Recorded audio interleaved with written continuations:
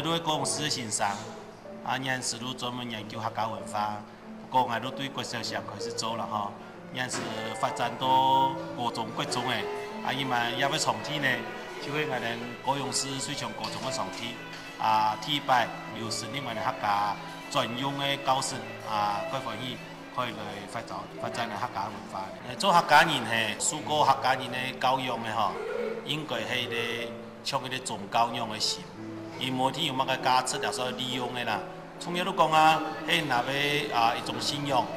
你做啲傳教士樣嘅，仲有文化呢，無論天內環境樣嘅，客人多少，每個人強人，所以講中壯年就可以投入客家文化都會個發展。